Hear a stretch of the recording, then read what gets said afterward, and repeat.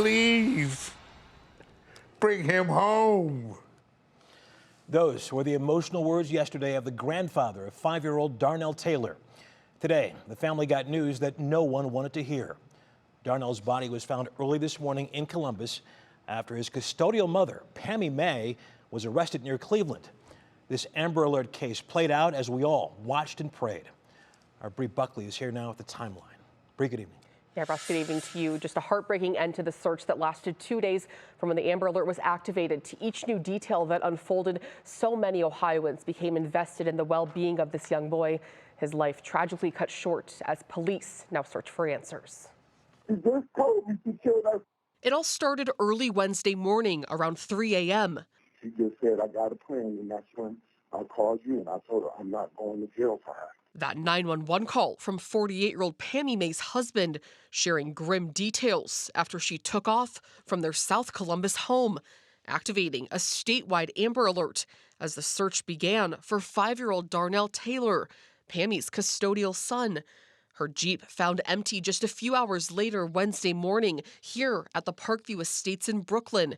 Thursday night, Darnell's paternal grandparents, who gave custody to Pammy, calling her a close family friend, pled for his safe return. Pammy, what you doing?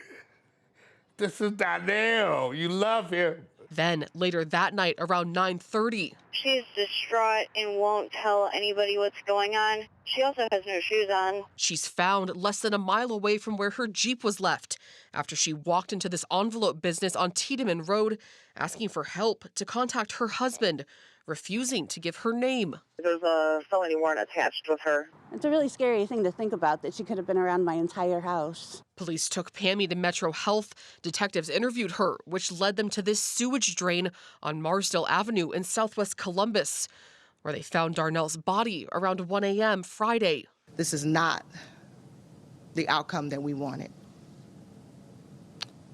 But we're going to make sure that we do everything that we can to bring justice for Darnell. One question now, who is Pammy Maye and why did this end so tragically? In the 911 call, her husband says she suffers from depression and bipolar disorder, but has been on medication. Darnell's grandparents say her and her husband were in their wedding, calling her family. Darnell's got it rough. We couldn't handle him. I hate to say we couldn't handle him, but we didn't want him in the system. But they say Pammy cut off all contact with them, and they hadn't seen Darnell since July. So they filed for visitation rights through the court and had a virtual hearing that she didn't show up for just last week. Wondering now if that's what triggered this response. He had family. We didn't abandon him. He was always smiling and laughing. As you can see the pictures. She will now face a murder charge back in Franklin County. And Russ, it's just so tragic. It truly is to see this result. Certainly, like the police chief in Columbus said, what no one was hoping for. As we said, certainly said that I can see that this, you've been covering this story for a couple days. Yeah. I know this is getting to you as well. It is, yeah. Certainly understand. All right, Bree Buckley, thank you.